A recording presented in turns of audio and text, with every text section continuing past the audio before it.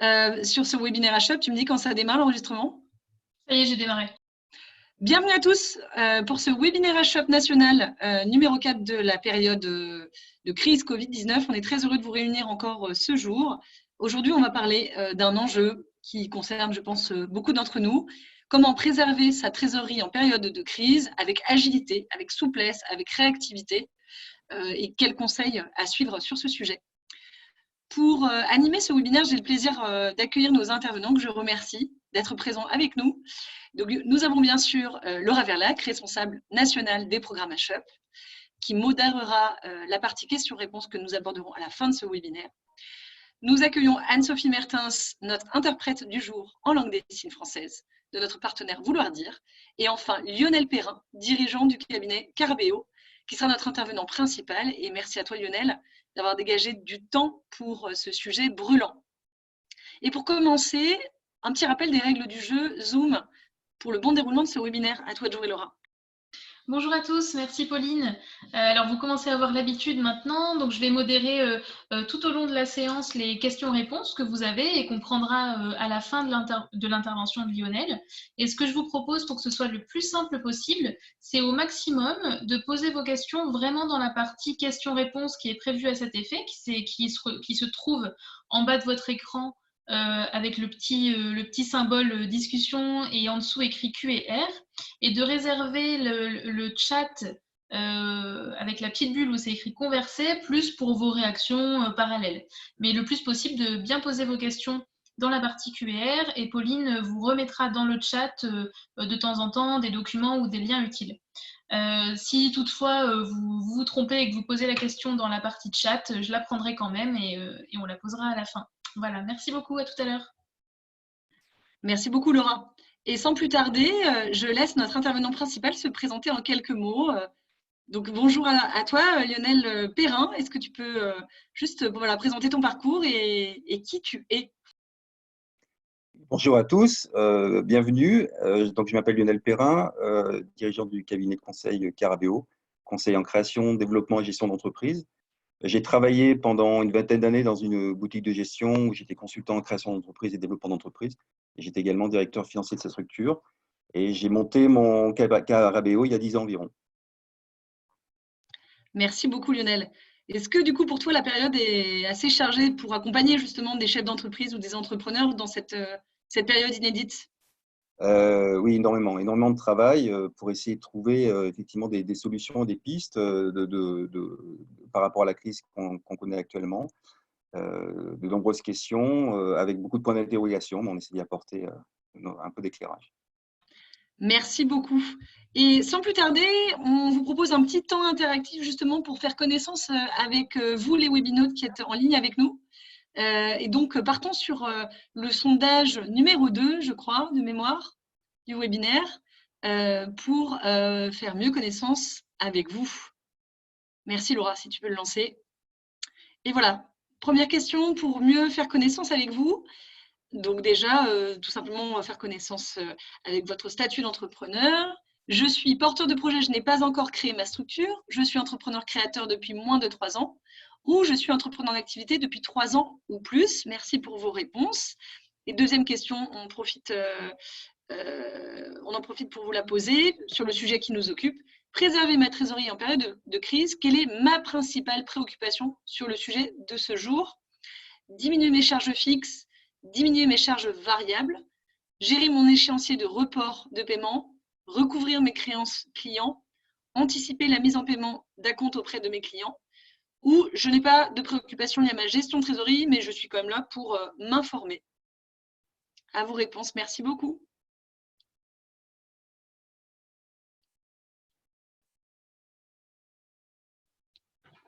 Du coup, je passe la parole à Laura pour nous commenter vos retours sur ce petit sondage.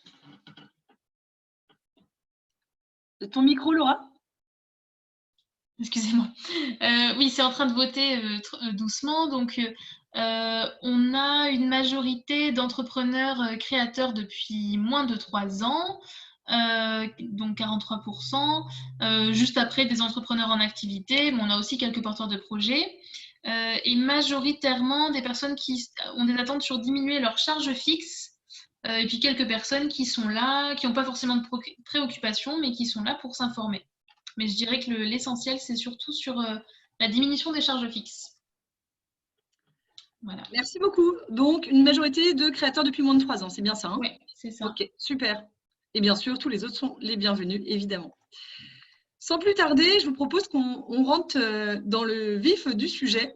Et du coup, peut-être une première question pour notre intervenant de ce jour, Lionel. Quel rappel tu pourrais nous faire pour commencer sur cette notion de trésorerie?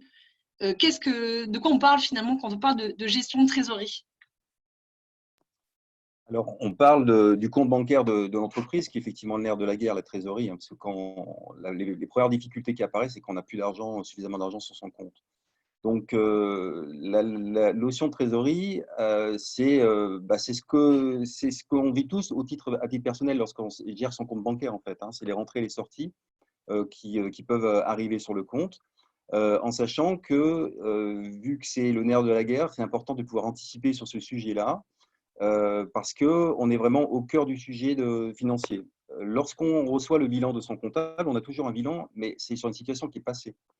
L'important de la trésorerie, justement, par rapport aux enjeux que ça représente, c'est de pouvoir évaluer effectivement ces fameuses rentrées, ces sorties, pouvoir effectivement dans le temps ce que ça va donner. Merci beaucoup. Et en même temps, en préparant ce webinaire, tu me disais le solde qu'on a sur son compte, ça ne veut rien dire. Est-ce que tu peux nous commenter ça? Exactement, ça ne veut rien dire parce que ce n'est pas parce que j'ai 15 000 € sur le compte aujourd'hui que j'aurai forcément la même somme la semaine d'après, parce que ça dépend bien évidemment des sorties qui vont arriver à court terme. Donc, d'où l'intérêt d'anticiper un petit peu les choses et de faire un petit peu comme les comptes du ménage, en fait, hein, finalement. C'est de regarder à échéance ce qui va rentrer, ce qui va sortir, pour essayer d'évaluer si les sommes sur le compte sont suffisantes. Merci beaucoup. Donc, la trésorerie, on retrouve une notion de gérer en bon père de famille, bonne mère de famille son entreprise ou son activité, une question d'anticipation aussi, hein, dans ce que tu viens de nous dire. Lorsqu'on a préparé ce webinaire, on a aussi parlé d'une notion d'équilibre, à trouver le bon équilibre à trouver. Est-ce que tu pourrais nous commenter cette notion d'équilibre entre quels besoins et quel financement? Alors, effectivement, la trésorerie est la résultante des éléments long terme et des éléments court terme. On va dire dans un bon schéma de fonctionnement, on va avoir deux types de dépenses majeures dans une entreprise. Les investissements qu'on doit pouvoir réaliser, donc l'investissement en matériel, en travaux, en véhicules, etc., qui sont des engagements long terme, puisqu'on ne va pas racheter un véhicule tous les jours, donc on s'engage sur un certain nombre de temps lorsqu'on l'acquiert. Ces financements-là doivent être financés idéalement par des moyens de financement long terme. Alors, par exemple, le capital dans une société ou l'engagement personnel financier sur une longue durée de l'entrepreneur individuel et également au recours à un financement extérieur, un prêt long terme auprès de la banque, par exemple, un crédit bail, une location de longue durée, etc., peuvent répondre aussi également à ça. Et puis, pour les personnes qui peuvent en bénéficier, des subventions d'investissement telles que la subvention AGFIP, par exemple. L'idée étant de ne pas déséquilibrer les financements. L'erreur souvent qui peut être faite parfois par des dirigeants, des créateurs d'entreprises, c'est de financer l'achat d'un matériel par le chiffre d'affaires. Le chiffre d'affaires, c'est quelque chose de court terme. C'est un élément de court terme qui doit couvrir les frais de fonctionnement, on parlait de frais fixes tout à l'heure, les frais fixes quotidiens de l'entreprise. Le matériel doit être financé comme je disais tout à l'heure, par un financement long terme. Basiquement, on pourrait dire, si j'utilise un matériel qui a une durée de vie de 5 ans, l'idéalement, c'est que j'emprunte sur une durée de 5 ans, ou que au moins j'injecte de l'argent pour cette durée-là. Une fois qu'on a déterminé cet équilibre long terme, où on fait la différence entre les engagements long terme, donc capital, emprunt, subvention, et qu'on déduit le montant des investissements qu'on a réalisés, on va avoir un solde, on va dire un solde long terme, qu'on appelle dans le jargon fonds de roulement. Donc, bien évidemment, idéalement, il faut qu'il soit positif. De l'autre côté, ça permettra à financer quoi? Ça permettra de financer les besoins court terme. Quels sont-ils les besoins court terme? Il peut y en avoir plusieurs. Lorsqu'on démarre une activité, il peut y avoir tout simplement un manque de chiffre d'affaires au départ. Un manque de chiffre d'affaires qui sont inférieurs aux dépenses de fonctionnement, donc qui génèrent une perte. Cette perte, il faut bien pouvoir la financer. Ça peut être également la constitution d'un stock par rapport à son activité. On a besoin d'acquérir des matières premières, des marchandises, avant de les vendre. Donc, c'est une dépense court terme à réaliser. Ça peut être également pour les activités qui ont notamment une clientèle d'entreprise qui paye avec des délais. la décalage qu'il va y avoir entre le moment où je travaille et le moment où je suis payé. Donc, je peux avoir 1 mois, 2 mois d'argent dehors, j'ai facturé, mais je n'ai pas l'argent encore qui est encaissé sur mon compte. Donc, cette notion-là, ce besoin de financement, c'est ce qu'on appelle, dans le jargon, donc ce besoin court terme, c'est ce qu'on appelle le besoin en fonds de roulement. Donc, idéalement, l'idée, c'est que ce fonds de roulement, c'est-à-dire l'excédent qu'on a dégagé sur le long terme, puisse compenser le besoin de financement court terme pour avoir une trésorerie positive. Et structurellement, dans ce cas de figure, on a une trésorerie qui est structurellement équilibrée, en fait. Et on peut l'exprimer, alors après il y a des moyennes, etc., mais on peut l'exprimer par exemple en nombre de mois de chiffre d'affaires. Par exemple, on va dire, par prudence, on considère, en fonction des activités, que c'est bien d'avoir 3 mois, 4 mois, 5 mois de chiffre d'affaires devant soi. Ou de frais de fonctionnement plutôt, de frais de fonctionnement devant soi. Donc l'idéal, c'est que le fonds de roulement dégagé, ce solde excédentaire, couvre 3 mois, on va dire, de trésorerie, donc de besoin de trésorerie minimum, qui peut donc couvrir effectivement des aléas. Alors actuellement, on est dans des aléas effectivement particuliers dans le cadre du Covid-19. Voilà, donc juste une petite précision par rapport à ce sujet-là. Autant il est, entre guillemets, plus facile d'obtenir un financement long terme pour acquérir un bien immobilier. Je dirais la banque, naturellement, est le bon interlocuteur. La banque, elle voit d'un bon œil financer quelque chose de durable, puisque par définition, c'est durable. C'est constitutif de l'investissement productif.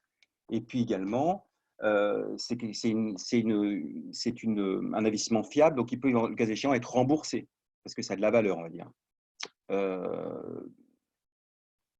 Par contre, la banque, naturellement, va, sauf dans de très rares cas, financer la trésorerie, financer les besoins de l'entreprise à court terme. Elle ne va jamais financer une perte de l'entreprise. Elle va financer difficilement des besoins en fonds de roulement. Elle peut le faire, éventuellement avec un décalage, on peut négocier éventuellement des couverts. Si on a une clientèle, je dirais, fiable, si on a une clientèle plutôt avec ce qu'on appelle du bon papier, avec des clients qui sont un peu de notoriété, et ce sera beaucoup plus difficile. Bon, là, on se retrouve dans une situation paradoxale aujourd'hui, c'est qu'effectivement, les banques font que du prêt en trésorerie via le prêt garanti par l'État, et finalement financent ce qu'elles ne financent pas habituellement. C'est-à-dire mais parce que les circonstances sont là. Et d'ailleurs, c'est pour ça que cet outil, et on va en reparler plus tard, est tout à fait approprié. Donc, merci pour déjà je marque un temps d'arrêt pour qu'on arrive bien à suivre. Merci pour ces premiers éléments. Donc, la gestion de trésorerie, il y a 2 choses déjà qui me frappent là dans ce que tu viens de dire. Déjà, cette notion d'équilibre à rechercher finalement entre des besoins court terme qu'on a dans chaque mois finalement, des dépenses de fonctionnement qui nous permettent entre guillemets de faire tourner la boutique, et des dépenses de plus long terme qui sont plutôt des investissements qui vont être amortis dans le temps. Exemple, un équipement pour un laboratoire de pâtisserie, un véhicule si on est transporteur, voire du matériel informatique. Un site internet peut être considéré comme de l'investissement, sachez-le. Hein. Souvent, on pense que c'est une dépense one shot, mais finalement, c'est aussi un investissement. Donc, on va rechercher, c'est ce que tu nous expliques en tout cas, cet équilibre entre besoins court terme, besoins long terme. Les besoins court terme devant être financés par le chiffre d'affaires et par l'excédent qu'on aurait de financement long terme, c'est-à-dire de l'apport en capital, du prêt bancaire ou de la subvention d'investissement. La subvention AGFI, par exemple, est une subvention d'investissement.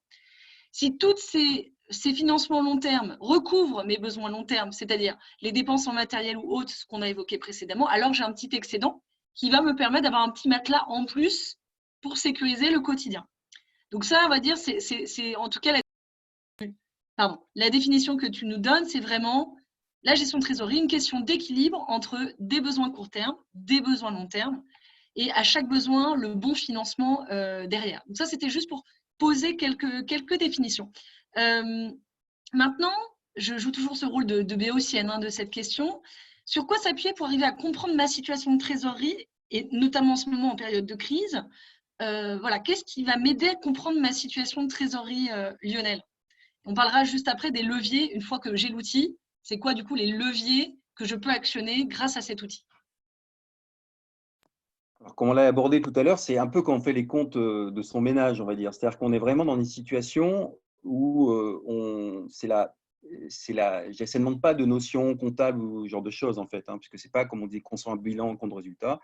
L'idéal, c'est de faire un plan de trésorerie, c'est-à-dire essayer d'évaluer sur une période, par exemple, de 6 mois, projeter les rentrées et les sorties qu'il va y avoir, cette période-là, en partant du solde du compte bancaire d'aujourd'hui. Alors, c'est sûr que dans la situation actuelle, oui. Un petit temps d'arrêt juste pour vous dire, dans le chat, je vous ai partagé un exemple de plan de trésorerie que nous recommande BPI-France et qui est le modèle vraiment très, très classique. Donc, si ça peut aider dans le suivi du webinaire, voilà, je vous ai transmis le lien pour visualiser ce que c'est qu'un plan de trésorerie. Vas-y, Lionel, je te repasse la parole. C'est que s'il y a un outil qu'il faut avoir, on parle souvent de tableau de bord de gestion pour bien suivre son activité, etc.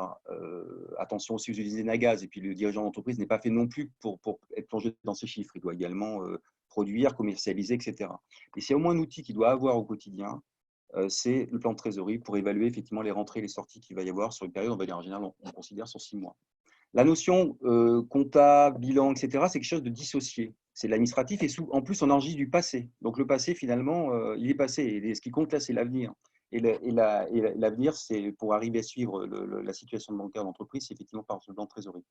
Donc, on prend toutes les lignes de rentrée de chiffre d'affaires. Alors, ça peut être 2-3 lignes de chiffre d'affaires en fonction on fait la vente à des particuliers, des ventes aux entreprises, du commerce, du service, etc.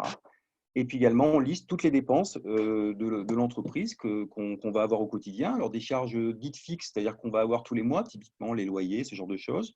Les charges dites variables, qui vont être liées donc aux ventes ou aux productions qu'on va avoir à réaliser, c'est-à-dire que matières premières, marchandises, etc. Les différents organismes sociaux, les impôts, etc. Donc, en fait, on se projette mois par mois, on liste toutes les rentrées et les sorties qui vont arriver pour arriver à en dégager un solde. Et le but du jeu, c'est de vérifier si éventuellement ça peut coincer certains mois. Et si ça coince certains mois, mais que ça arrive dans 2 ou 3 mois, on pourra au moins essayer d'anticiper, essayer de trouver des solutions. On peut identifier éventuellement les postes sur lesquels on peut décaler, les postes sur lesquels on peut négocier. Éventuellement, voir son banquier en lui disant, écoutez, dans 3 mois, je vais avoir un souci de trésorerie là, qui va arriver. Est-ce que vous pouvez m'accorder un découvert, etc. Ça sera toujours mieux que de laisser faire les choses et se retrouver dans une situation finalement où on n'aura rien géré du tout. Un banquier, lorsqu'on anticipe une situation, sera beaucoup plus, je dirais, ouvert à la négociation que si jamais on laisse filer les choses. Merci Lionel. Et alors justement, pour nous attarder sur les leviers que suggère un plan de trésorerie, bien sûr, pour préparer ce webinaire, on les a listés et du coup, je vous propose de les poser une à une en question à Lionel. Donc, premier levier, c'est finalement faire rentrer des sous, hein, optimiser ses entrées. Là-dessus, Lionel, quels seraient tes conseils justement sur la relation qu'on peut avoir avec ses clients? Alors, on ne parle pas de prospect, hein, parce que le prospect, on ne sait pas ce qu'il a décidé, mais en tout cas, ceux qui nous doivent des sous ou qui pourraient nous devoir des sous, quelle attitude adopter, et notamment en ce moment, finalement? Exactement. Donc, comme on l'a dit un petit peu tout à l'heure en introduction, du chiffre d'affaires qui a été facturé, on a produit et on a vendu, on a facturé, mais on n'a pas encaissé, finalement, génère paradoxalement un besoin d'argent. Parce que tant que l'argent n'est pas arrivé, il a fallu que je dépense un certain nombre de choses pour le réaliser. Donc, c'est ce qu'on appelle tout à l'heure le besoin de fonds de roulement. Donc, l'objectif, c'est de réduire le plus possible, dans la mesure du possible, les délais d'encaissement. Alors, plusieurs moyens peuvent être faits, c'est-à-dire que, alors on parle effectivement de situations actuelles. Moi, j'ai des clients aujourd'hui qui ont du travail et qui n'ont pas de certitude dans l'absolu de pouvoir être payés. Donc, dans la mesure du possible, essayer d'obtenir des acomptes le plus possible par rapport au travail qu'on va devoir réaliser. Il faut savoir une chose, c'est tout bête, mais tant que le travail n'aura pas été rendu, c'est là où on est en position de force. Une fois que le travail est rendu, si on n'a pas été payé, le client, il oubliera peut-être de vous payer ou il tardera d'autant plus à le faire. Donc, éventuellement, si un client, dans la négociation, il a été prévu, ou c'est traditionnel avec lui, que le délai de paiement est à 30 jours, on peut peut-être lui accorder une petite ristourne, 5%, pour qu'il paye maintenant. Ça peut parfois être intéressant pour l'entreprise pour avoir une meilleure marge. Voilà, donc l'idée, c'est effectivement déjà de regarder sur la première ligne d'encaissement optimisée. C'est-à-dire qu'en résumé, de faire en sorte de se faire payer le plus tôt possible et à l'inverse, de payer le plus tard possible. Alors, dans un contexte, bien évidemment, de négociation et non de malversation. Mais c'est vraiment l'objectif, quoi. C'est de réduire ce besoin de trésorerie au quotidien. Un élément tout bête, aussi facturé en temps et en heure. Si vous mettez 15 jours pour envoyer votre facture à votre client, vous avez déjà perdu 15 jours de délai. C'est aussi bête que ça. Mais ça veut dire que… Et puis également, J'ai facturé, j'ai un délai de paiement qui a été lancé. Ça fait 30 jours que mon client devait me payer. Il ne m'a pas payé. Il faut relancer. Il ne faut pas attendre à nouveau 30 jours pour le faire. Il y a des procédures pour ça. Il faut savoir que 80% des impayés disparaissent lorsqu'on est bien organisé pour pouvoir relancer ses clients. Donc, c'est un poste majeur, bien évidemment, à surveiller. Merci Lionel. Donc, on retient 3 conseils liés à cette notion de faire rentrer les sous qu'on nous doit.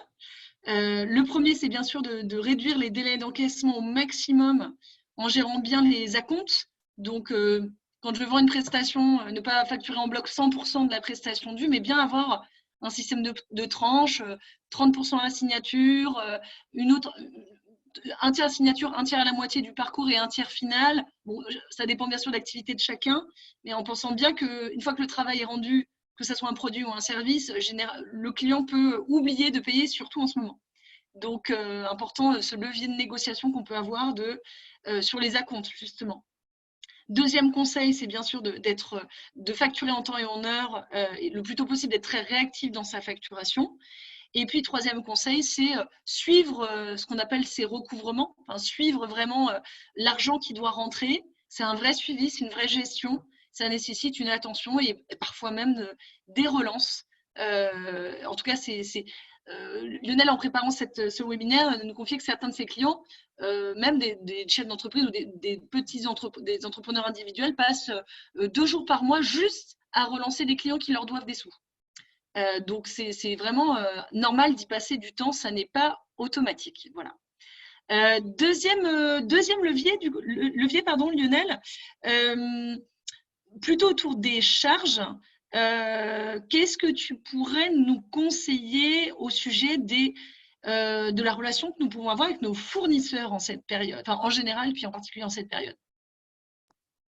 Alors, disons que c'est le pendant de ce qu'on a dit tout à l'heure sur les clients, c'est-à-dire que là, essayer de faire en sorte de négocier au mieux des délais de paiement qui ne nous pénalisent pas, faire en sorte aussi a fortiori, un exemple tout bête, mais si j'ai en moyenne des clients qui me payent à 30 jours et que ma prestation ma vente que j'achète un coût d'achat à 10 que je revends à 20, si mon fournisseur, j'arrive à négocier un délai à 60 jours, je couvre mon besoin de trésorerie, effectivement, en doublant le délai de paiement de mon client. Donc déjà, faire en sorte, effectivement, traditionnellement, de toujours avoir réflexe, j'achète, mais également, je me projette sur le délai à laquelle je vais payer. Et le fait de pouvoir négocier parfois 15 jours supplémentaires auprès d'un fournisseur, ça vous ferait 15 jours de trésorerie. En plus, ce n'est pas neutre. Ça peut tout à fait vous permettre de passer des périodes un petit peu complexes.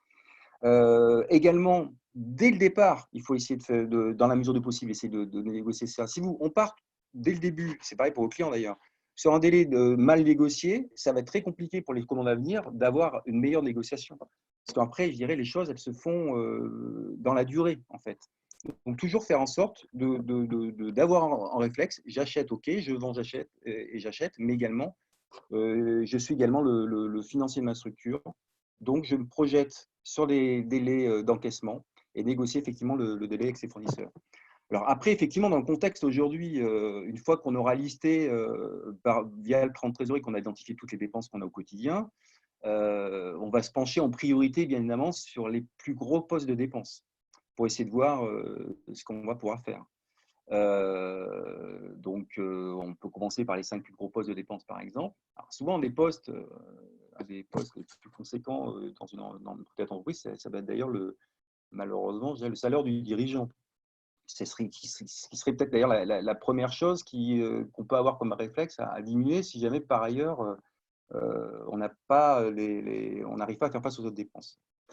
À ce sujet-là, il y a effectivement eu des aides aujourd'hui qui ont été mises en place pour certaines entreprises pour pouvoir obtenir, même si ce n'est pas énorme, jusqu'à 1 500 € d'aide financière. Ça peut être égal. Il faut savoir aussi mécaniquement, notamment dans les sociétés, que si on diminue sa rémunération transitoirement, on diminue les charges sociales, donc ça fait un peu un coup double. Il faut savoir que dans des sociétés, on peut se retrouver dans la situation où la société vous donne une rémunération, mais par ailleurs, la société vous doit de l'argent. Parce qu'il y a ce que l'on appelle dans les petites sociétés l'apport en compte courant d'associés. Je disais tout à l'heure au départ qu'on fait un apport conséquent quand on crée une entreprise parfois, on met du capital, mais on ne met pas que du capital. Mon entreprise a pu avoir besoin de 20 000 € au début, j'ai mis 10 000 € à capital et 10 000, en tant qu'associé, j'ai prêté 10 000 € à mon entreprise. Mais si cette dette-là, elle reste, cette dette en compte courant d'associé, j'ai tout à fait intérêt à prioriser ce remboursement. Si j'ai besoin de 2 000 € par mois pour vivre, par exemple, il vaut mieux se rembourser des 2 000 € de courant d'associé que de se rémunérer, sur lequel en plus j'ai payé des impôts et des charges sociales. Donc ça, c'est mécaniquement, c'est une manière, finalement, on se rembourse la dette qu'on a engagée. À partir du moment où on rembourse la dette qu'on a engagée, on n'a pas de charge sociale, pas d'impôt dessus. C'est effectivement la mécanique.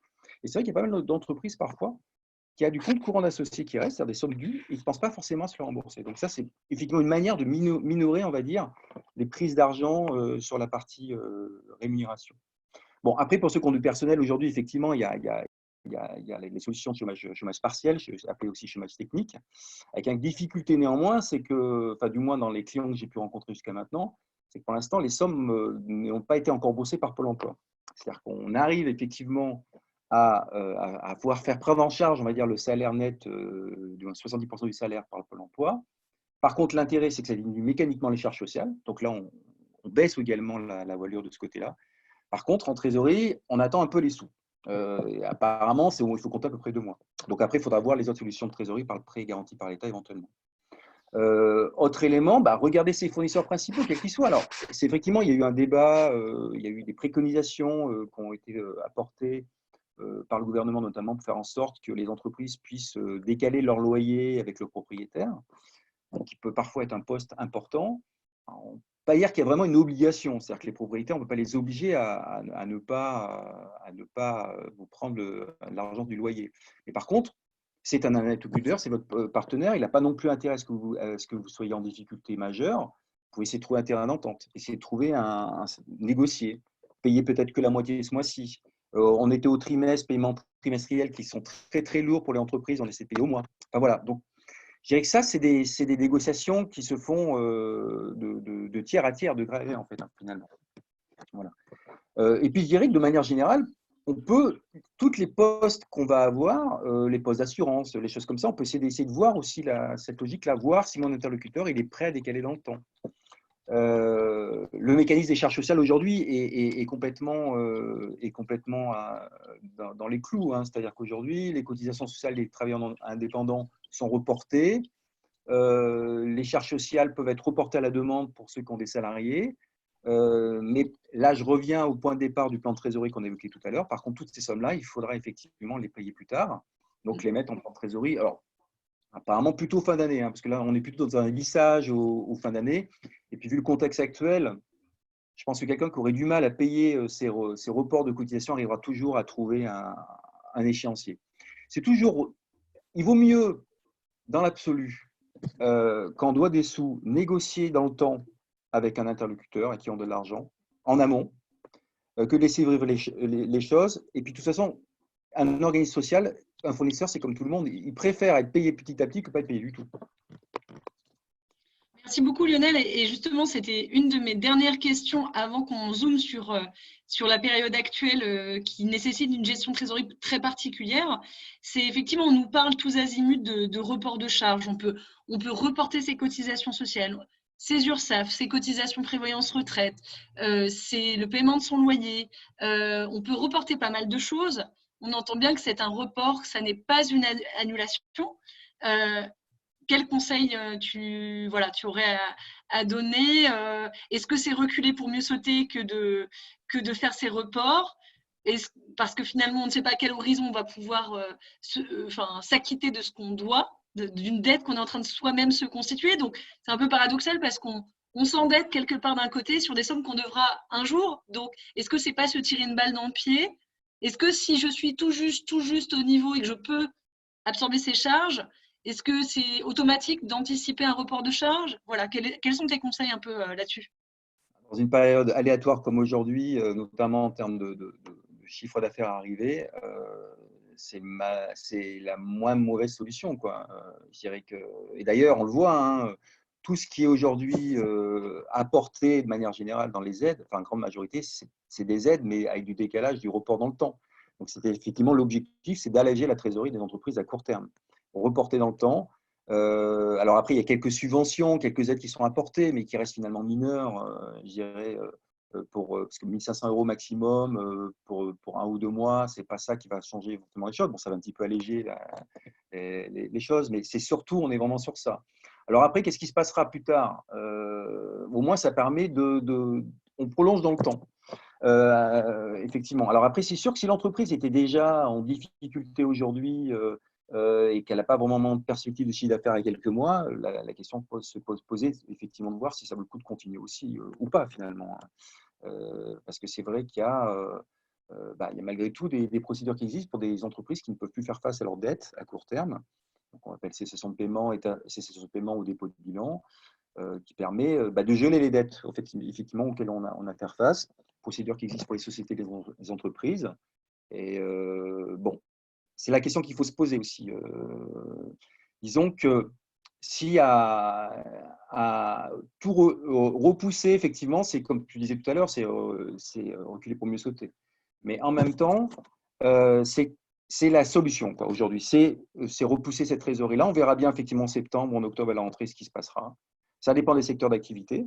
Il y en aura qui auront peut-être apparemment, il y a des activités qui pourront démarrer au mois de mai, au mois de juin. Voilà. Bon, mais il n'y a pas de solution miracle. Effectivement, c'est difficile de pouvoir répondre sur les rentrées. Là, aujourd'hui, on joue que sur les sorties, sur les sorties à décaler dans le temps. Justement, cette option que tu évoques, à un moment donné, se poser clairement la question, dois-je persévérer dans le maintien de mon entreprise ou de mon activité? La question qu'on peut avoir, c'est à partir de quand il faut envisager cette question et quel risque on prend à ne pas se la poser en fait. Qu'est-ce qui se passe concrètement et quel risque on prend? Au niveau réglementaire, au niveau légal, le principe, c'est qu'on est en cessation de paiement à partir du moment où on ne peut pas faire face à ces échéances. C'est-à-dire que là, aujourd'hui, j'ai des dettes fournisseurs qui sont à terme, c'est-à-dire que je devais les payer aujourd'hui. Je n'ai pas suffisamment d'argent pour y faire face. Et du coup, comme je suis forcément la personne la plus concernée pour étudier la situation, c'est moi normalement qui dois décider d'arrêter, de déclencher cette cessation de paiement. Si je ne le fais pas et que la situation perdure et se détériore dans le temps, à 3 mois, à 4 mois, je pourrais éventuellement, à titre personnel, être responsable des dettes qui ont été engagées et d'avoir à les payer sur mes biens propres. Alors, ce qui se passe, c'est que ça, quand on crée une société SRL, on a une responsabilité limitée des apports. C'est-à-dire que si la boîte, j'arrête, je fais un dépôt de bilan dans de bonnes conditions, c'est-à-dire j'ai respecté la loi, etc., normalement, mes biens personnels sont sauvegardés. Sauf si j'ai par exemple, apporté en garantie personnelle le remboursement d'un emprunt, par exemple. Là, il faudra négocier éventuellement avec la en entreprise individuelle, c'est un petit peu plus compliqué parce que normalement, il y a la confusion des patrimoines privés, donc personnels et professionnels. Normalement, j'engage mes biens propres. Mais en même temps, il existe aussi une procédure qui s'appelle le rétablissement professionnel que l'on fait suite à un dépôt de bilan. On peut essayer de demander auprès du juge la possibilité de geler les dettes que l'on avait, qu'on a constatées, et ça peut même arriver dans un certain nombre de cas, à annuler ces dettes-là. Donc, ce qui n'aurait pas été le cas si j'avais perduré la situation. Si je perdure la situation, en clair, ça veut dire quoi? C'est-à-dire que c'est un fournisseur qui en a marre de ne pas être payé, va en fait enclencher une procédure contre moi. Voilà. Donc, ce qu'il faut savoir, malgré tout, c'est que dans ce cas de figure, et ça c'est relativement récent, ça date de la fin de l'année dernière, avant, un dirigeant d'entreprise, la plupart des dirigeants d'entreprise ne cotisent pas au chômage puisqu'ils n'ont pas le droit. Avant, on arrêtait une entreprise, on n'avait le droit à rien, une fois qu'on arrêtait la structure. Éventuellement le RSA, mais c'est le minimum pour tous, mais hormis ça, il n'y avait rien du tout. Bon, maintenant, alors ce n'est pas énorme non plus, mais ça a été mis en place. C'est quelqu'un qui a été en redressement judiciaire, donc suite à un dépôt de bilan, a la possibilité, en s'inscrivant au Pôle emploi, pendant 6 mois, d'avoir une allocation d'activité de 800 € par mois. Alors, il y a des critères, par contre. Alors, c'est quelle que soit la forme juridique, entreprise individuelle, auto-entrepreneur, SARL, etc. Il faut juste avoir eu comme rémunération les années précédentes au moins 10 000 €. C'est-à-dire avoir, voilà, il y a un certain nombre de critères. Bon, donc, pour atténuer un petit peu les choses, donc ce rétablissement professionnel qui peut être une manière d'arrêter les dettes, éventuellement en annuler certaines, pour limiter les risques personnels, notamment pour les entrepreneurs individuels, et la possibilité d'avoir cette allocation Pôle emploi. Voilà.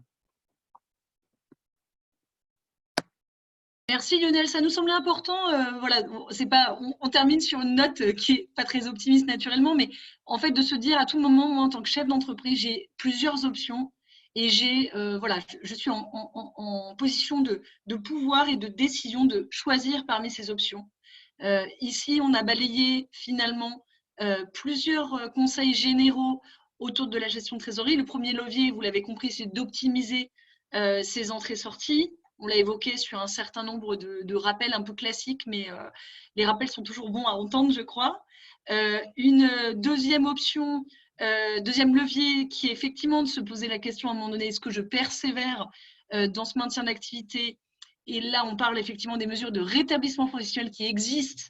Donc voilà, qui accompagnent finalement cette prise de décision du dirigeant dans quelque chose qui l'accompagne vers dans la procédure de cessation de paiement de son activité et de comment dirais-je, de dépôt de bilan. Mais en tout cas, c'est une question qu'on est en droit de se poser. C'est une option qu'on est en droit d'avoir et d'envisager. Et puis, et on basculera sur les mesures liées à cette période exceptionnelle.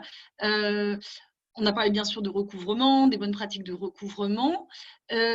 Une dernière question pour toi, Lionel, toujours dans les leviers de la gestion de trésorerie, dans les options qu'ont nos entrepreneurs, quelle relation à notre banque, du coup, lorsqu'on a une trésorerie qui est un peu malmenée?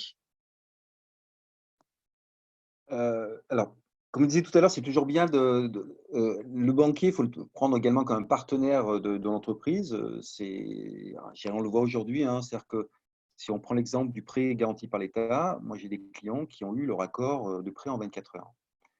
Pour quelle raison?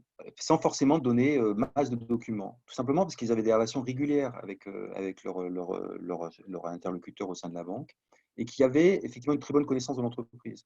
À partir du moment où ils ont une bonne vision d'entreprise, ont confiance sur les éléments qui sont transmis, et du coup, forcément, on se retrouve dans une situation où on obtiendra plus facilement un certain nombre de choses. Donc déjà, comme on l'évoquait tout à l'heure, avoir une situation claire de sa situation financière à travers le plan de trésorerie, anticiper et échanger auprès de son interlocuteur. Aujourd'hui, il y a la possibilité pour ceux qui ont des crédits, des emprunts, de demander un report des mensualités en fait aussi. Hein. Donc c'est pas négligeable et ça c'est réservé aux entreprises. Hein, et la plupart des banques jouent le jeu en fait. On peut aussi demander ces reports d'échéance d'emprunt bancaire. Il faut pas les voir comme des censeurs, il faut les voir comme des interlocuteurs, des partenaires. Il ne faut pas les voir non plus tous les jours, mais on peut faire un point de temps en temps, par exemple la remise du bilan en fin d'année. On peut avoir des périodes un peu difficiles parfois, mais comme on disait tout à l'heure, en anticipant, on peut plus facilement trouver des solutions si on laisse vivre les choses. Merci beaucoup. Et donc, tu nous as parlé également, donc, dans ce dialogue avec la banque, il y a ce report d'échéance possible si on a déjà un emprunt en cours. Tu nous parlais tout à l'heure également du découvert bancaire. Alors, c'est un mot qui peut faire peur, en tout cas à titre personnel. Tout à chacun s'accordera à dire on veut absolument éviter le découvert, c'est la bête noire. Dans la vie d'une entreprise ou d'une activité indépendante, quelle réflexion il faut avoir là-dessus? En fait, dans la pratique, il y a un certain nombre de nombreux chefs d'entreprise négocient à un moment donné la possibilité d'avoir des couverts bancaires. Alors, ce n'est pas parce qu'on négocie la possibilité d'avoir des couverts bancaires qu'on va forcément l'utiliser. Mais comme on l'a évoqué tout à l'heure en introduction, le court terme, les besoins de trésorerie court terme, la banque, par définition, n'aime pas le financier. Elle ne va pas vous prêter de l'argent pour ça. Mais par contre, elle peut vous accorder justement alors ça peut être un découvert limité à 30 jours sur un mois de chiffre d'affaires, par exemple. Mais négociez ça au moment où vous arrivez avec une bonne commande. Si vous arrivez à une bonne commande qui arrive d'un client, qui a été validée par un bon de commande ou un devis accepté, avec des délais un peu de paiement, vous apportez le document auprès du banquier et dit voilà, par contre, ça va m'induire un certain nombre de décassements dans le temps parce que je suis payé à 30 jours et j'ai un certain nombre de frais à dégager. En ce moment-là, où c'est négocié une autorisation de découvert signée, utilisable s'il y a besoin, mais au moins qui sera prouvé par effectivement une facture client qui va pouvoir arriver. Effectivement, donc ça me paraît. Il faut le faire au bon moment, par contre. Effectivement, c'est vrai que si on y va au moment la plus catastrophique qui soit, on a laissé vivre les choses, on n'a aucune entrée de perspective, malheureusement, on aura des difficultés. Voilà. Merci. Donc, ce qu'on retient là sur cette question, c'est que la banque, comme n'importe quel fournisseur de l'entreprise, c'est à la fois un partenaire avec lequel gérer une relation de confiance et en même temps, lorsqu'on a des demandes à lui formuler, évidemment, c'est quelque chose à introduire avec beaucoup de subtilité et un art de la négociation à un moment qui est opportun en tout cas pour faire cette demande pour que finalement le retour de la banque soit à notre avantage ou en tout cas qu'on soit en position de force pour négocier des conditions qui nous conviennent dans la réponse fournie par la banque. Justement, en parlant de banque, si on zoome aujourd'hui sur, en particulier dans cette période, quels leviers nous sont proposés pour soutenir la trésorerie d'entreprise, tu nous disais effectivement qu'aujourd'hui, essentiellement, les mesures déclenchées, ça là, le fonds de solidarité et autres, sont des mesures de soutien à la trésorerie. Comment il faut lire ces mesures? Quelle prudence faut-il avoir? Dans quelle mesure toutes ces aides peuvent être véritablement des relances ou plutôt des palliatifs? Comment tu lis les choses? Et puis on viendra juste après, bien sûr, la question des prêts garantis par l'État en particulier. Pour répondre, je vais répondre entre les deux. À mon avis, c'est un palliatif indispensable. C'est-à-dire qu'il faut utiliser tous les leviers. Là. Tout ce qu'on peut utiliser comme levier, on l'utilise. Enfin, moi, j'aurais plutôt tendance à faire ça. À partir du moment où on a encore des perspectives de clients à venir, à court terme, à 3 mois, il faut prendre toutes les lignes et voir tout ce qu'on peut faire. Demander les aides financières antipersonnelles si on peut en bénéficier, le report de charges sociales, le report de loyer, le cas échéant. Ça me paraît, c'est ça peut-être qui nous permettra de durer un mois de plus finalement. On a une incertitude sur les rentrées très forte, on a une certitude sur les dépenses, mais du coup on essaie de les décaler un peu, quoi. Je pense que là-dessus, il faut mobiliser effectivement ces aides-là, elles sont faites pour ça de toute façon. Donc, enfin, aujourd'hui, il faut jouer ce jeu-là. Il y a quand même un certain nombre d'aides qui existent, il faut les mobiliser. Donc, et dans la mesure du possible, elles ne sont pas non plus si difficiles à actionner. À part le prêt garanti par l'État, on va en parler après, mais elles sont normalement, ce n'est pas une démarche complexe, on va dire. Et d'ailleurs, sur ces aides, je rebondis avant qu'on parle du prêt garanti par l'État, ça a été l'objet d'un de nos précédents webinaires. Effectivement, ce qu'on nous remonte, c'est que ces aides, quand on a bien digéré l'information de comment les mobiliser et voilà, fait la bonne procédure en renseignant bien sa demande avec les bons documents, normalement, elles s'obtiennent. Et je vous rappelle simplement le kit de survie de l'Union des auto-entrepreneurs qui est vraiment très, très bien documenté, pour vous guider un peu pas à pas dans l'ensemble des mesures à saisir, avec tous les trucs et astuces qui font que normalement, au bout du bout, si on est éligible à la mesure en question, ça fonctionne. Je vous la repartage ici.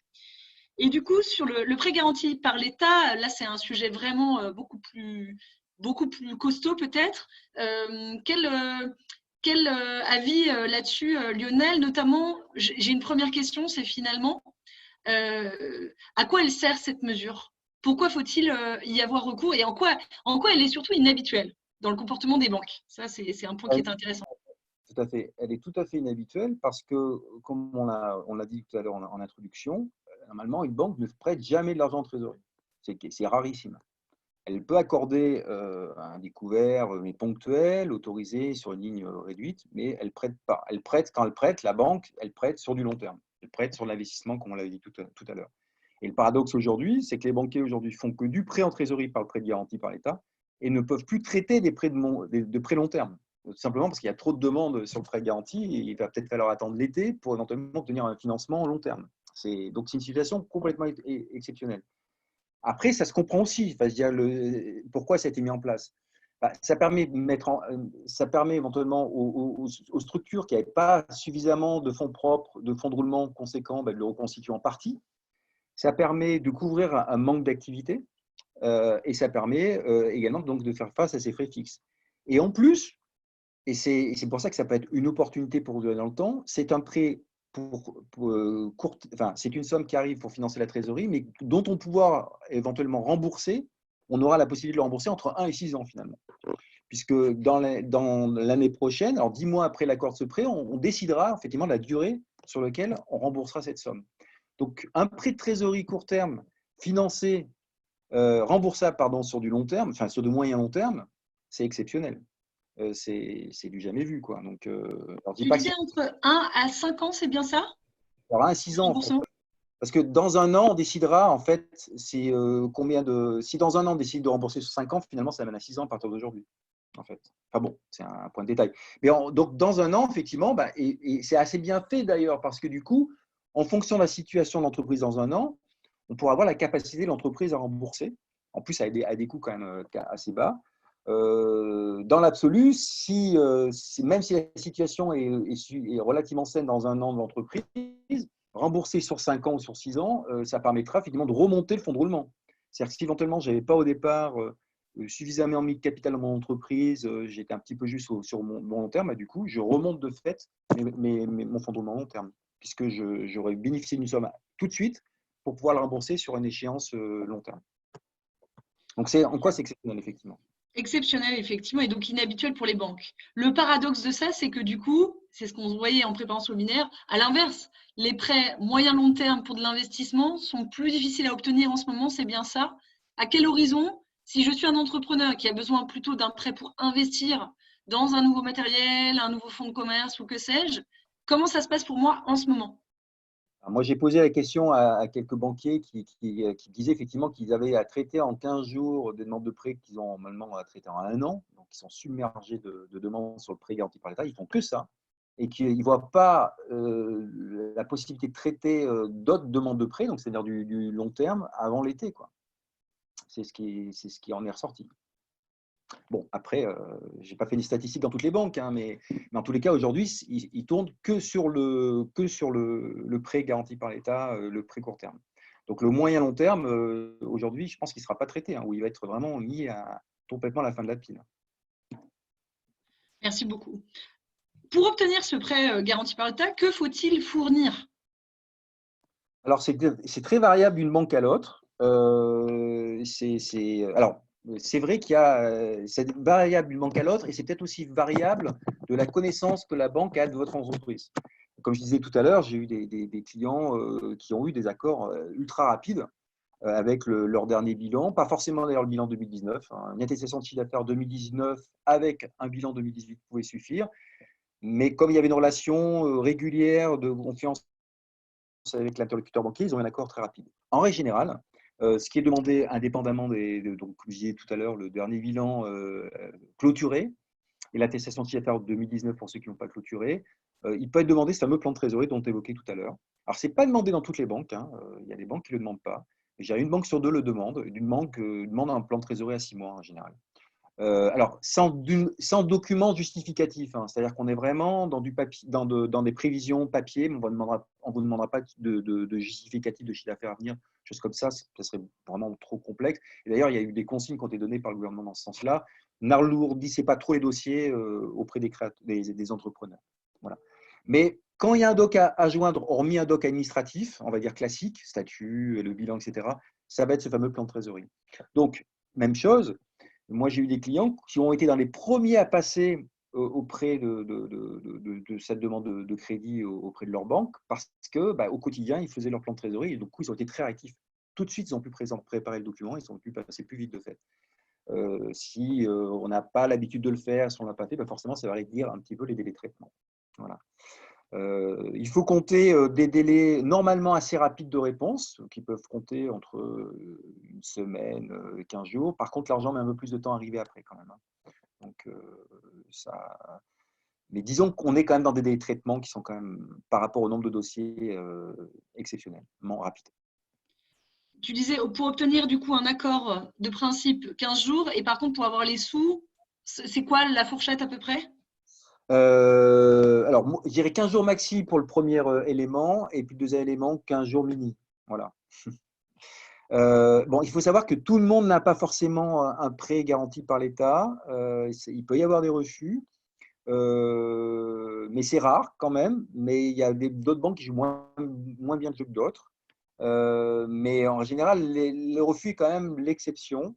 En théorie, 90% des entreprises en France peuvent faire la demande. Les 10% restants sont d'entreprises qui ont des mauvaises cotations Banque de France ou qui sont en situation de liquidation judiciaire, etc. Donc, la majorité peut le demander. Et en cas de refus, on peut avoir deux prêts cumulés. Hein, c'est-à-dire que si on n'a pas assez, parce qu'on s'est limité à 25% du chiffre d'affaires, mais si on estime qu'on n'a eu qu'une partie, on peut demander à une deuxième banque à côté. Bon, ça ralentit forcément les délais. Et en cas de refus, il y a la possibilité de mobiliser la médiation du crédit auprès de la Banque de France et qui aboutit à normalement deux dossiers sur 3 acceptés. Bon, voilà. Donc, c'est pas, on a des chances importantes de l'obtenir, mais ce n'est pas non plus garanti à 100%. Il y a eu un moment donné, parce que la question se posait pour les sociétés qui avaient des fonds propres négatifs, vers des sociétés qui avaient des pertes importantes, qui dépassaient le montant de capital. C'était rédhibitoire au début, puis finalement, ça ne l'est plus maintenant. Moi, j'ai eu une personne, un client à moi, il y a 2 jours, qui a eu son accord bancaire, même avec une situation d'entreprise déficitaire. D'ailleurs, les comptes de dernière année étaient déficitaires. Donc, ce n'est pas rédhibitoire.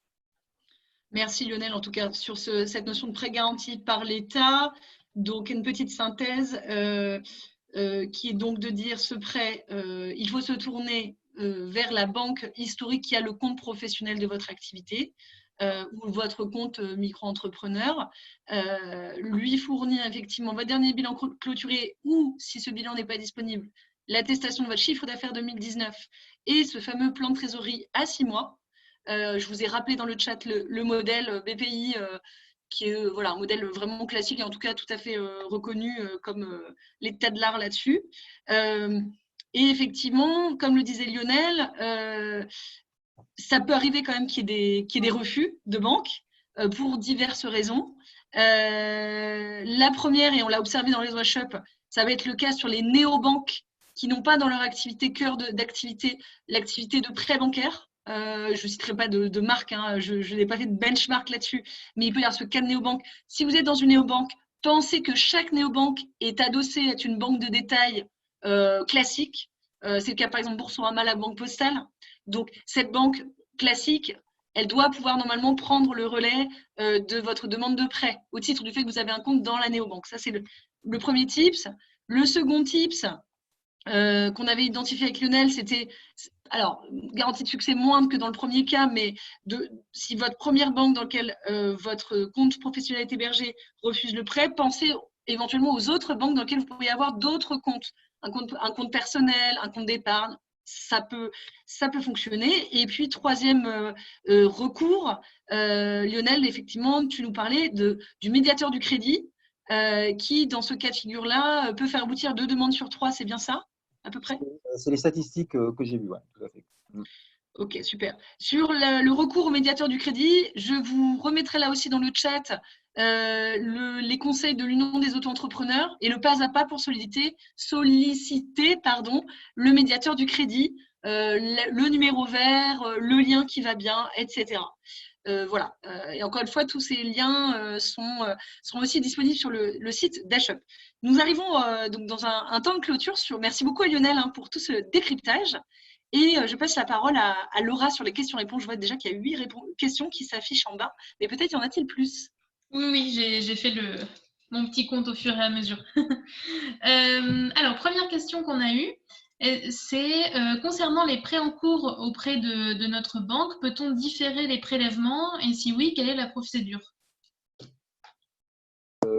Oui, c'est recommandé, ça fait partie des processus en cours. La procédure, il faut voir directement avec son interlocuteur banquier. Il y a pas de, c'est avec la banque qu'on va en direct, en fait. Hein. On ne passe pas par un autre tiers. Et après, moi, je l'ai vu avec différents clients à moi. Chaque banque elle va avoir son propre formulaire interne qu'il va falloir remplir en mettant les références du crédit, etc. Mais je sais qu'il y a certaines banques qui traînent un peu à faire cette démarche. Mais en tous les cas, c'est avec votre banquier directement que vous voyez ça. Vous demandez en fait le formulaire pour faire la demande. Ok, merci. Donc directement à voir auprès de la banque. Deuxième question, peut-on négocier avec l'État concernant la TVA? Alors là, on sort un peu des… Alors, oui, non, mais c'est un bon sujet. Alors, ce qui se passe effectivement, autant sur les impôts, impôts sociétés, par exemple, la taxe foncière des entreprises, etc., on peut obtenir des délais automatiques. La TVA, normalement, l'État considère qu'à partir du moment où on a perçu la TVA de son client, on doit la restituer à l'État. Donc, normalement, ça ne fait pas partie des processus de décalage, de report d'échéance. Mais néanmoins, rien n'empêche, si aujourd'hui on a une échéance de TVA, là on en avait par exemple au mois d'avril, il y a mi-avril, on se retrouve dans la situation de ne pas pouvoir la payer la TVA, de toute façon, on ne va pas se mettre en difficulté majeure si on ne peut pas faire face au paiement de cette somme-là. Donc en ces cas-là, mécanisme classique, on contacte son centre aux impôts. Alors, ça peut se faire directement par mail, hein. On peut trouver l'adresse le mail de son centre des impôts sur Internet facilement. On leur envoie un mail. On joint avec la déclaration de TVA qui a été établie. Alors, important d'avoir bien quand même déclaré la TVA dans les délais, c'est toujours mieux. On déclare la TVA dans les délais, on ne peut pas payer, et à côté de ça, on fait des démarches de négociation. Et en ces cas-là, on propose un échéancier, à 6 mois par exemple, avec toujours bien de payer une petite acompte, mais symboliquement 100 € par exemple, et puis après, prévoir un échéancier sur 5-6 mois. Les impôts répondront relativement rapidement après, sur 10 jours. En règle générale, ils acceptent. Il suffit en plus d'évoquer la situation actuelle, donc là, c'est vraiment pas difficile à mettre en avant. Ils acceptent et ils vont vous proposer et ils vont vous demander de revalider cet échéancier. Après, ils vous prélèveront les sommes. Voilà. En théorie, on a un risque de pénalité de retard de 5% de la somme, mais on peut demander à l'issue de l'échéancier éventuellement de faire annuler cette pénalité de retard. Voilà. Mais ça se fait, hein, ça se fait fréquemment, même avant la situation d'aujourd'hui. Hein, je dirais, à partir du moment où l'entreprise a des difficultés financières, elle peut négocier avec les impôts un échéancier. Ok, très bien, merci beaucoup. La troisième question concerne le fonds de solidarité. À quel moment peut-on faire la suite de la demande du fonds de solidarité du mois d'avril? Normalement, tout début mai. Normalement, alors je ne sais pas si il va être opérationnel le 1er mai, c'est-à-dire vendredi, mais en tous les cas, c'est tout début mai que ça va être mis en œuvre. Il suffira de regarder finalement, pour ceux qui l'ont fait la première fois, regarder le même chemin à travers son site internet personnel des impôts particuliers. Et là, vous verrez effectivement indiqué le mois d'avril. Mais théoriquement, c'est tout début mai jusqu'à fin mai. D'accord, merci. Alors, autre question. Pensez-vous qu'il est intéressant, au vu de la situation actuelle, d'essayer de faire une demande de prêt en trésorerie, même si on ne pense pas en avoir besoin? Alors, en théorie, il faut en avoir besoin, parce que c'est priorisé pour les entreprises. En sachant qu'effectivement, il faut quand même savoir une chose, c'est que ce prêt en trésorerie, on a jusqu'au 31 décembre 2020 pour le demander. Hein. C'est-à-dire que ça ne va pas s'arrêter demain. Hein. Donc, ça veut dire que moi, effectivement, j'ai des clients qui se posent cette question-là et qui essaient de voir un peu ce qui va se passer sur les quelques semaines ou le mois à venir pour pouvoir envisager de le faire. Ça devrait être normalement justifié par le plan de trésorerie. C'est-à-dire que votre plan de trésorerie, si vous montrez que vous avez 40 000 € sur votre compte tous les mois, sur les 6 mois à venir, peut-être que votre banquier va vous dire finalement, vous n'en avez pas besoin. Voilà. Bon, après, on peut faire un scénario un peu pessimiste. Par contre, c'est vrai que ça peut être un biais, néanmoins, comme vous disiez tout à l'heure, de reconstituer éventuellement des fonds qu'on n'avait pas, en fait, des fonds propres manquants. Donc, bon, il peut y avoir des opportunités, mais enfin, il faut quand même évaluer un besoin. Pour ceux qui n'ont pas à très court terme ce besoin-là, ne pas se précipiter, voir un peu ce qui va se passer. En plus, il y aura certainement moins de demandes dans les mois à venir que maintenant. Donc, de toute façon, il y aura le goulot d'entrèglement. Je pense que la majorité des entreprises ont le demandé maintenant, en fait. Donc, on peut dire un petit peu de temps d'attente, mais ce n'est pas perdu. Hein. Ok. Donc, juste pour préciser sur cette question, du coup, ça veut dire qu'il n'y a pas de ligne de prêt arrêtée par banque qui ferait que si on ne se précipite pas pour demander ce prêt, si on le demande plus tard, on ne l'aura pas. A priori, non. La limite, c'était 300 milliards effectivement garantis par l'État. Je n'ai pas eu cet écho-là. Donc, on peut sonder sa banque aussi, hein, je dirais, pour voir ce qu'elle en pense par rapport à ça. Mais normalement, effectivement, c'est prévu jusqu'à la fin de l'année. Hein. Ok. Alors, la question suivante concerne le PGE. À quel moment tu conseillerais à nos webinautes d'y avoir recours? À quel moment? Oui, à quel moment? Je ne comprends pas bien la question par rapport du prêt garanti par l'État, on parle bien de ça. Oui, c'est ça. À quel moment? C'est, je dirais, à partir du moment où on voit que la trésorerie à venir, sur les 6 mois à venir notamment, va se dégrader, je pense qu'il ne faut pas tarder. Il ne faut pas attendre. Si on voit que dès le mois prochain, on va se retrouver dans le rouge, il faut faire la demande maintenant, parce que vu les délais quand même de traitement et d'encaissement de l'argent, si la situation elle est à 4-5 mois, on peut peut-être un petit peu attendre, mais moi je dirais que si à 6 mois, on voit que la situation elle va se détériorer, je pense qu'il ne faut pas trop attendre quand même. Hein. Surtout qu'en plus, si on est dans cette situation-là, ça dépend comment on a construit son chiffre d'affaires prévisionnel, mais dans ces cas-là, il vaut mieux partir sur une situation de rentrée d'argent plutôt pessimiste. parce qu'on n'a pas de vision aujourd'hui économique vraiment. Ça va se passer au mois de mai, au mois de juin. Il y a l'été qui va être au milieu. On va vite être à septembre après. Hein.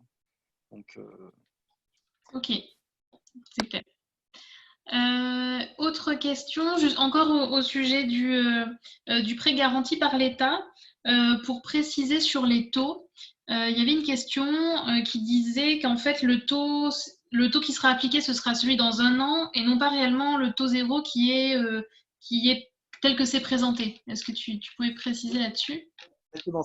en théorie, il y a deux taux. Il y a le taux que la banque va vous mettre et le taux de garantie. Parce qu'en fait, quand on dit que c'est garanti par l'État, donc par des pays, pour financer une partie de cette garantie-là, chaque emprunteur paye un petit pourcentage. La plupart des banques font un taux zéro, c'est-à-dire qu'elles font du 0%. Mais par contre, effectivement, il va y avoir un coût à verser à BPI qui va être de 0,25%. Alors normalement, sur chaque année pour les 3 premières années et 0,5 à partir de l'année 4. Mais bon, après, on parle de montants très faibles. Hein.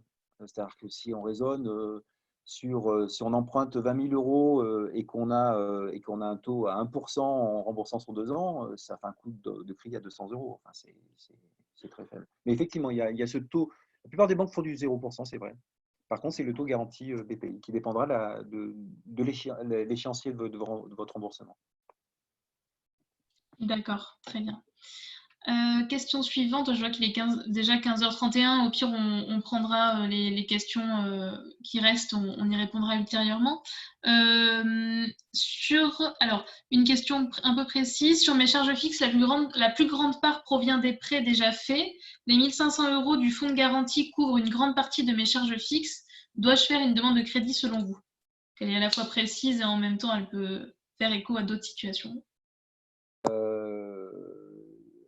Tu peux répéter la question de manière plus… Donc, sur mes charges fixes, la plus grande part provient des prêts déjà faits. Les 1 500 € du fonds de garantie couvrent une grande partie de mes charges fixes. Dois-je faire une demande de crédit selon vous? Alors, donc ça veut dire qu'apparemment, la personne a déjà un crédit en cours, si j'ai bien compris. C'est ça, c'est ce que je comprends aussi. Le réflexe, avant peut-être demander un prêt garanti, ça serait de voir s'il ne peut pas repousser le montant du crédit, en fait, avec la procédure dont on a évoqué tout à l'heure, finalement. Parce que si c'est les frais fixes la plus forte, on pourrait éventuellement la repousser l'échéancier à plusieurs mois pour se donner un petit peu de sécurité, avant peut-être d'envisager le prêt garanti par l'État. Ok, très bien. Et après, on a… Alors, attends, je suis un peu perdue. On a une question très précise. Peut-être qu'on y répondra plutôt peut-être hors ligne. Et sinon, au sujet des loyers, quelqu'un qui demande si c'est possible de demander un décalage ou une annulation des loyers, bureaux et stockage. Alors, annulation, ça ne va pas être forcément facile à obtenir.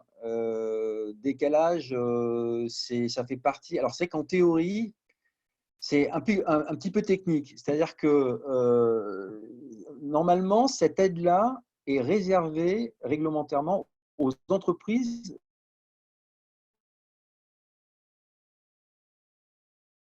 Il fallait bien que ça nous arrive sur un webinaire. Il fallait que ça nous arrive, il va revenir, je ne doute pas. Il nous appelle depuis l'Espagne, hein. C'est loin. C'est-à-dire qu'en pratique… Ah, c'est bon. Ah, ça a coupé? Ça revient? Ok. Ça a coupé quelques instants, on n'a pas entendu ta réponse. Okay. Oui, je te disais, c'est que il n'y a rien qui oblige le propriétaire finalement à accorder ça. Donc, il faut essayer de négocier. Effectivement, ce qu'on évoquait tout à l'heure, si je paye au trimestre et se payer en mensualité, éventuellement essayer d'obtenir un décalage de montant de loyer. Annulation, si on arrive à obtenir une ristourne, ça serait une bonne chose, mais c'est vraiment dans la négo pure. Ce qu'il faut arriver à faire comprendre, c'est que surtout si on a des modérations et puis si on veut durer dans le temps, c'est que m'accorder aujourd'hui, ça me permettra de durer plus tard et du coup de continuer à payer les loyers plus tard finalement. Donc, après, au niveau réglementaire, la loi disait que c'était théoriquement réservé aux entreprises qui pouvaient bénéficier du fonds de solidarité de 1 500 €. C'est-à-dire qu'en fait, on pouvait le mettre en avant auprès de son propriétaire en montrant l'attestation comme quoi on a bénéficié de l'aide.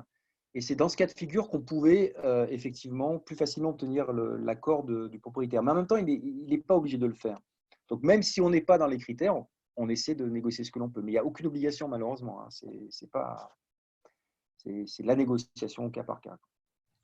Merci beaucoup. On va devoir arrêter là. Il est 15h35. Donc, rassurez-vous, s'il reste des questions en suspens, on prendra vraiment le temps de les traiter hors ligne avec notre expert et de vous partager les questions-réponses dans l'article HUP dont je vais vous partager le lien.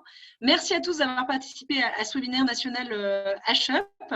Lançons le dernier sondage que j'oublie toujours de lancer pour sonder votre satisfaction sur ce webinaire. Merci à toi Laura, si tu peux lancer. Voilà. Dans quelle mesure ce webinaire a-t-il répondu à vos attentes? Très peu satisfaisant, assez satisfaisant, plutôt satisfaisant, satisfaisant à refaire, très satisfaisant. Je serais ravie de participer au prochain.